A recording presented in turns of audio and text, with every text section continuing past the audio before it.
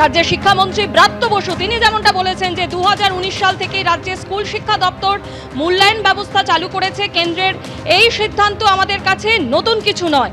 রাজ্যের মূল্যায়ন পদ্ধতি কেন্দ্রের থেকে অনেক বেশি যুক্তিসঙ্গত, এক্স হ্যান্ডেলে পোস্ট রাজ্যের শিক্ষামন্ত্রী ব্রাত্য বসু।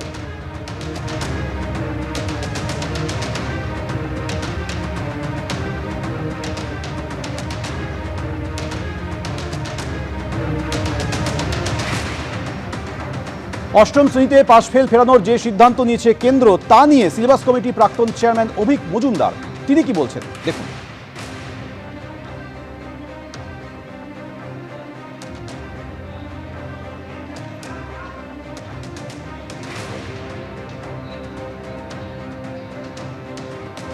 নতুন শিক্ষানীতি অষ্টম শ্রেণীতে ফিরছে পাশ ফেল। অষ্টম শ্রেণীতে ফেল না করার নীতি প্রত্যাহার করল কেন্দ্র। এবার থেকে পঞ্চম আর অষ্টম শ্রেণীতে হবে পরীক্ষা, পরীক্ষায় পাশ করতে হবে। পরীক্ষায় পড়ুয়ারা যদি পাশ করতে না পারে আরও একবার সুযোগ দেওয়া হবে, অর্থাৎ 2 মাস পর সেই দ্বিতীয় পরীক্ষা হবে। পরীক্ষায় পাশ ফেল নিয়ে সিদ্ধান্ত নিয়েছে কেন্দ্রীয় সরকার। সেই সঙ্গে এটাও ঠিক করা হয়েছে পাশ করতে না পারলেও স্কুল থেকে বহিষ্কার করা হবে না। পড়াশোনার মানোন্নয়নের জন্যই এই সিদ্ধান্ত বলে কেন্দ্রীয় শিক্ষা সচিব জানিয়েছেন। কেন্দ্রীয় শিক্ষা সচিব ঘোষণা করেছেন যে ক্লাস 5 এবং 8-এ একটা করে পরীক্ষা নেওয়া হবে, সেই পরীক্ষায় পাশ করতে হবে, না হলে 2 মাসের মধ্যে আবার পাশ করতে হবে, না হলে ফেল বলে গণ্য হবে। কি বলবেন? মানে রাইট টু এডুকেশনটাকে ওরা চেঞ্জ করছে। আমার কথা হচ্ছে যে দেশে এত দারিদ্র, যে দেশে প্রান্তিক মানুষদের সেই অর্থে কোনো পরিকাঠামো নেই, যেখানে প্রাইভেট টিউশন অব্যাহতভাবে আছে, সেক্ষেত্রে কোনো শিশুর জীবন থেকে 1 বছর কেড়ে নেওয়াকে আমি সমর্থন করি না।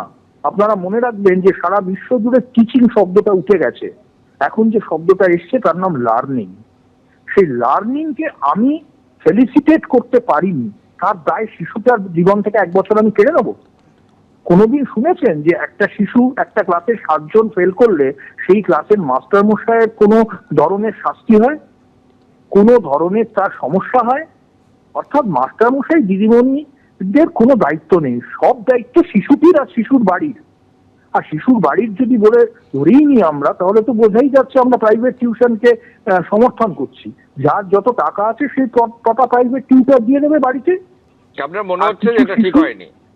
আমি একেবারেই এটাকে সমর্থন করছি না। আমি মনে করি এটা ঠিক হয়েছে তখনই যখন এটা মাস্টারমশাই এবং দিদিমণি এবং শিক্ষা প্রতিষ্ঠানগুলোর দায়িত্ব হবে ছাত্রকে তুলে আনা, তার বছর কেড়ে নেওয়া নয়।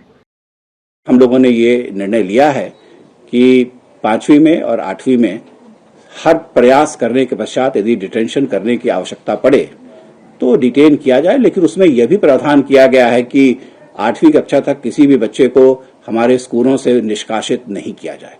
तो हम एक्सेस तो चाहते हैं, लेकिन राष्ट्रीय शिक्षा नीति के तहत हम ये भी चाहते हैं कि हर बच्चे का लर्निंग आउटकम कहीं बेहतर हो, उम्दा हो, और इसको प्रयास में लाने के लिए वैसे बच्चों के लिए जो पढ़ाई में शायद किसी कारणवश उतने अच्छे नहीं हैं, उस पर विशेष ध्यान भी दिया जा सकेगा। और ये रूल्स में जो बदलाव लाए गए हैं इससे ये संभव हो सकेगा। तो मैं समझता हूं इससे हमारे सभी बच्चों के लर्निंग आउटकम्स को हम बेहतर बना पाने में सफल हो पाएंगे।